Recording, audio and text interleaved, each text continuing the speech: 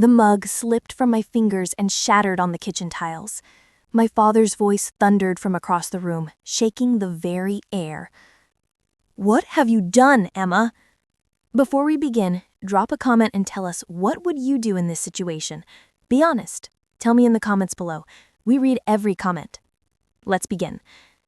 I didn't move. I didn't cry. I just stood there, back straight, hand resting gently on my barely there belly. "I'm pregnant," I said calmly. My voice didn't shake. Not this time. The silence that followed was deafening. My mother, Lorraine, froze mid-step at the bottom of the staircase. Her face paled. Her hands, still wet from folding laundry, trembled.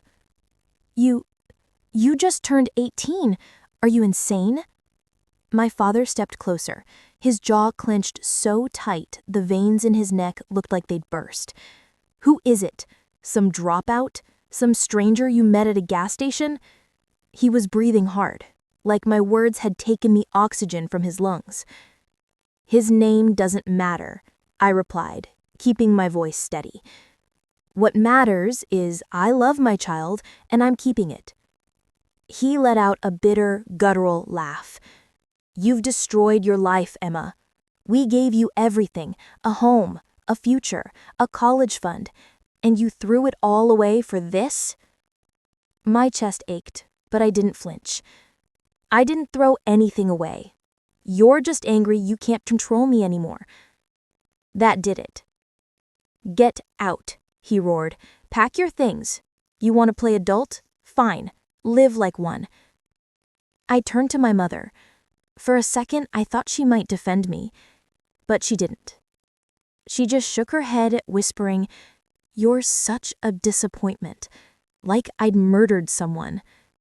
And that was it. They didn't ask who the father was. They didn't ask what support I had. They didn't ask if I was okay. They just kicked me out.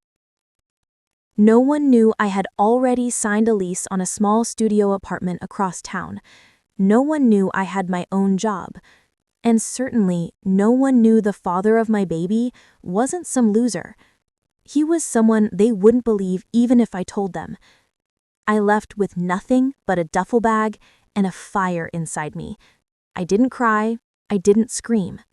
I smiled, because I knew something they didn't. And 15 years later, when they'd stand in my driveway staring into the eyes of their grandson for the first time, they would finally understand the price of throwing me away. And their faces would go pale when they saw who I'd become. The first night in my new apartment was cold. No heat, no furniture, just a secondhand mattress on the floor and a cracked window that whistled every time the wind passed.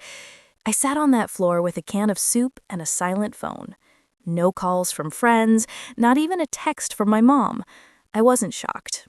I had become the embarrassment, the daughter who threw her life away.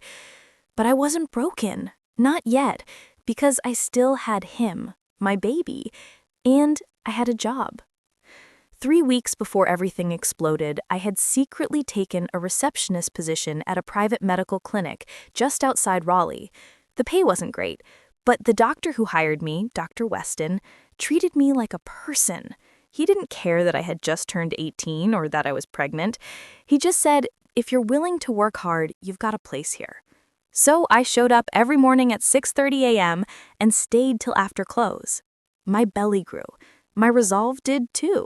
No handouts, no pity. At night, I studied accounting, business, law, economics, whatever free courses I could find online. I wasn't just going to survive. I was going to become someone they'd never see coming. I stopped checking my old social media, watching my cousin Sierra post graduation photos while my mom liked every picture, hurt more than I admitted. I muted everything. At 7 months pregnant, I worked at the clinic desk during the day and answered phones for a call center at night. One day, I collapsed outside the bus stop. I hadn't eaten, hadn't slept. I was barely 20 years old and already drowning. Dr. Weston found me outside, shivering, crying quietly, and holding my stomach. He called a nurse, canceled his patients, and sat beside me. "You okay, Emma?" "No," I whispered, "but I will be." He didn't ask questions, he just nodded. Then he handed me something, a letter of recommendation. "Give this to her," he said. "My sister, she runs the finance office at Harrington Medical HQ." I stared at him. "Why are you helping me?" He smiled. "Because you remind me of someone I once gave up on. I don't make that mistake twice." That moment changed my life. 2 months later, I had my son, Landon. I held him in my arms and cried harder than I ever had.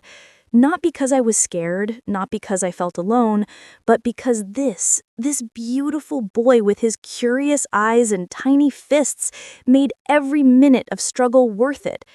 And from that day forward, I swore he will never feel unwanted, not like I did.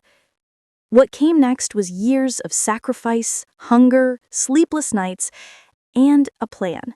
Because if they thought I'd disappear, they had no— Landon was barely 2 months old when I started working nights again, this time remotely, typing reports and sorting billing records for Harrington Medical's finance office. Dr. Weston's sister, Evelyn, gave me a shot. She didn't hand me a title or a salary I didn't earn. She just said, "Don't miss deadlines, don't make excuses, and don't wait for anyone to save you." And I didn't. I breastfed Landon between midnight reports, took data entry jobs on the weekends, taught myself how to manage budgets, audit spreadsheets, and write contracts. I even started dressing differently when I went into the office. Clean, fitted blazers I found at thrift stores, low-heeled shoes, and quiet confidence. People stopped looking at me like a teenage mistake. They started treating me like a woman with purpose. By the time Landon turned 2, I had moved us into a small townhouse near the edge of Chapel Hill. Nothing fancy, but it was ours. A place with clean floors, a small yard, and a door no one could kick me out of. I framed a picture of Landon's first birthday and placed it by the entryway. Every time I came home after a long day, it reminded me why I never gave up. Meanwhile, my parents, silence.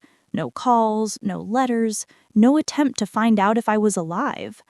But I knew through other channels, through gossip and holiday newsletters my aunt would email without thinking, that their lives went on as if I never existed. My younger cousin got into Duke, my brother married a corporate lawyer, and every post, every family gathering looked polished and proud. No one mentioned me. I was the closed chapter. Until one day, the chapter reopened itself. I was 26, sitting in a meeting with Evelyn and 2 executives from Harrington's regional division when she slid a folder across the table. "We're launching a new division," she said. "You've been working in the shadows long enough, Emma. It's time you took charge." I blinked. Took charge? How? She smiled. "You're being promoted. Head of operations. Starting salary $138,000. Full benefits. You'll lead a team of 12. And yes, Landon can stay at the in-office daycare." I covered my mouth and stared down at the offer. I couldn't speak. "You've earned every cent of this," she said, leaning in. "And before you even think of saying no, don't. We need someone like you. And so does Landon." The moment I walked out of that office, I called Landon's school, told them I'd be picking him up early, and drove straight there. He was 8 now. Wild brown curls. "Where are we going?" he asked, buckling his seatbelt. "Home," I said, smiling. "Our new home." That night, I signed a lease for a property in the historic district.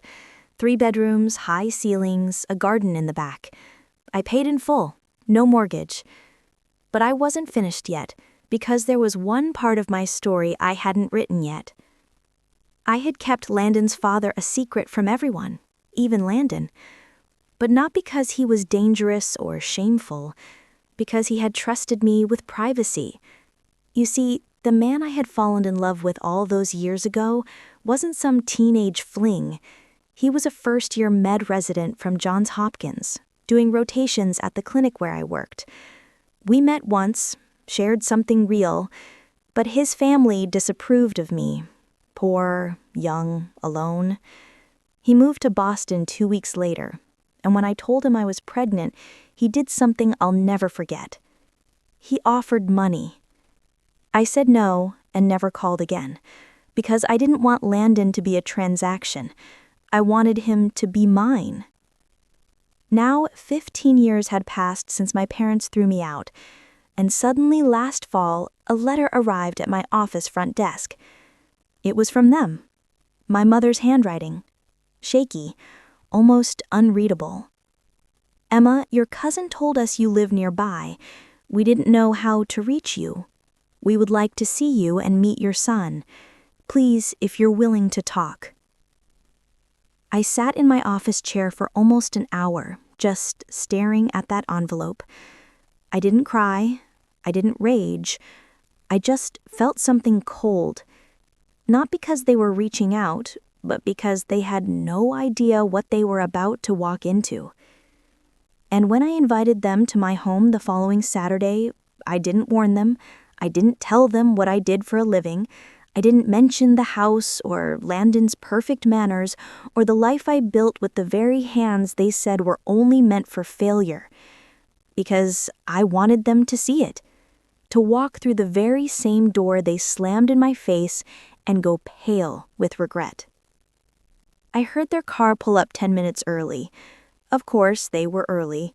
My father, Daniel Carter, was the kind of man who liked to control every moment of his own narrative, the kind who wanted to arrive rather than be received. And now, 15 years later, he was standing on my porch with my mother beside him, both dressed like they were visiting a country club, not the daughter they disowned. I saw them through the tall window beside the door. My mother clutched her purse tight, her eyes scanning the garden, the porch swing, the polished brick steps.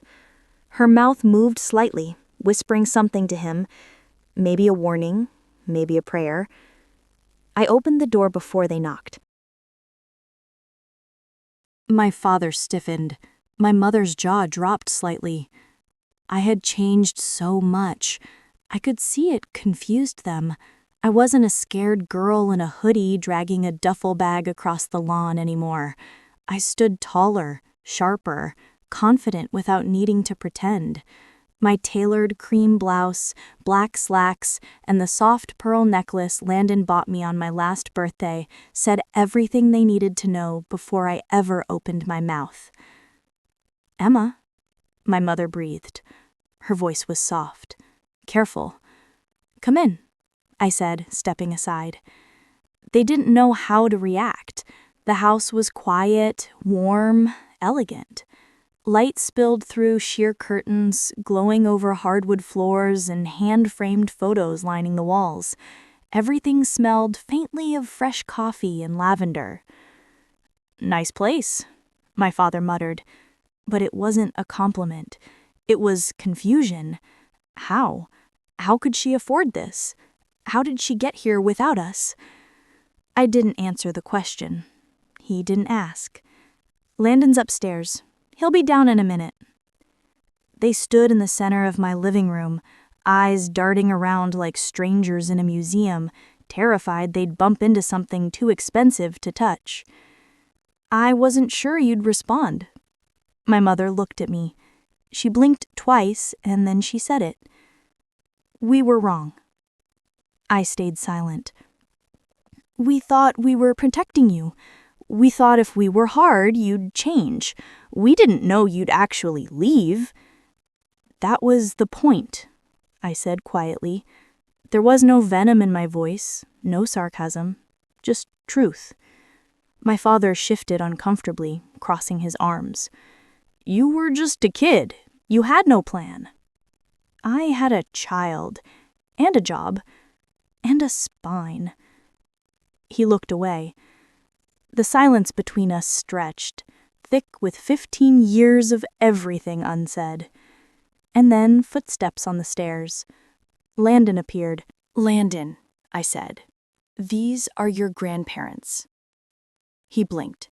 then walked down the last step and stood beside me. "Hi," he said simply. My mother's hand went to her mouth. Daniel took half a step forward, his lips parting.